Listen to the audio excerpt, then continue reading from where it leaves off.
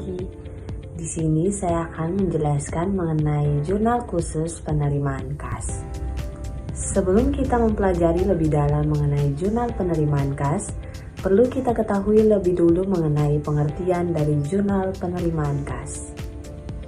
Jurnal penerimaan kas adalah catatan sistematis yang digunakan untuk merekam semua transaksi penerimaan uang tunai dalam suatu perusahaan dalam periode tertentu. Adapun peran dan fungsi dari jurnal penerimaan kas.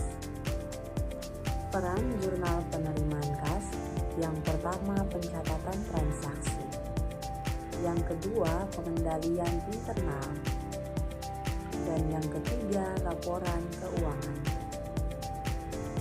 Adapun fungsi dari jurnal penerimaan kas yaitu mengidentifikasi sumber penerimaan kas, mengupdate saldo kas, membantu dalam pengambilan keputusan.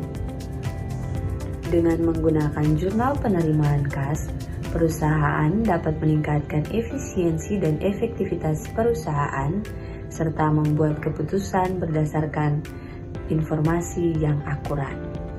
Proses pencatatan jurnal khusus penerimaan kas. Berikut adalah proses pencatatan jurnal khusus penerimaan kas.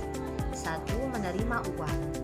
Menerima uang tunai dari pelanggan klien atau sumber lainnya. 2. Mengisi bukti penerimaan. Mengisi bukti penerimaan kas seperti kwitansi atau nota penjualan. Yang ketiga, mencatat transaksi. Mencatat transaksi penerimaan kas dalam jurnal penerimaan kas termasuk tanggal, nomor bukti, keterangan, dan jumlah penerimaan. Yang keempat, mengklasifikasikan akun. Mengklasifikasikan akun terkait dengan penerimaan kas seperti kas, piutang, dan pendapatan. Yang kelima, menghitung saldo. Menghitung saldo kas setelah setiap transaksi penerimaan kas. Yang keenam, memposting ke buku besar. Memposting jurnal penerimaan kas ke buku besar sehingga dapat memantau saldo akun kas dan akun lainnya. Dan yang terakhir, ketujuh, mengupdate laporan keuangan. Mengupdate laporan keuangan seperti laporan arus kas dan neraca berdasarkan data dari jurnal penerimaan kas. Di sini kita akan membahas mengenai studi kasus. Pada studi kasus kali ini terdapat 5 transaksi. Yang pertama, pada tanggal 1 Oktober, perusahaan menerima kas sebesar Rp1 juta dari penjualan tunai.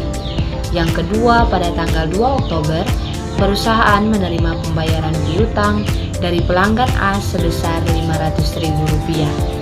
Yang ketiga, pada tanggal 3 Oktober, perusahaan menerima pendapatan bunga bank sebesar Rp200.000. Yang keempat, pada tanggal 4 Oktober, perusahaan menerima kas sebesar Rp800.000 dari penjualan tunai. Dan yang terakhir, yang kelima, pada tanggal 5 Oktober, perusahaan menerima pembayaran piutang dari pelanggan B sebesar Rp300.000.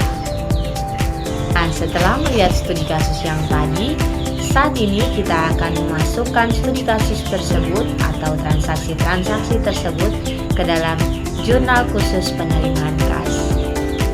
Dalam jurnal khusus penerimaan kas terdapat beberapa kolom. Yang pertama ada tanggal, nomor bukti, keterangan, posisi debit, dan posisi kredit.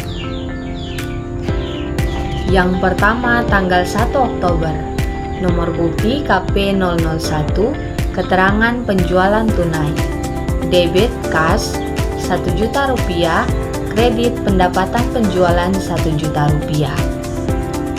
Tanggal yang kedua tanggal 2 Oktober, nomor bukti KP002, keterangan pembayaran piutang pelanggan A, debit Rp500.000, kredit piutang dagang Rp500.000. Yang ketiga pada tanggal 3 Oktober, nomor bukti KP003, keterangan pendapatan bunga bank, debit Rp200.000, kredit pendapatan bunga Rp200.000. Yang keempat pada tanggal 4 Oktober, nomor bukti KP004, keterangan penjualan tunai, debit Rp800.000, kredit pendapatan penjualan Rp800.000. Dan yang terakhir, tanggal 5 Oktober, nomor bukti KP 005, keterangan pembayaran piutang dari pelanggan B, debit 300.000, kredit piutang dagang 300.000. Demikian materi mengenai jurnal penerimaan kas, kiranya dapat dimengerti dan dapat dipahami, dan agar dapat berguna bagi kita semua dalam proses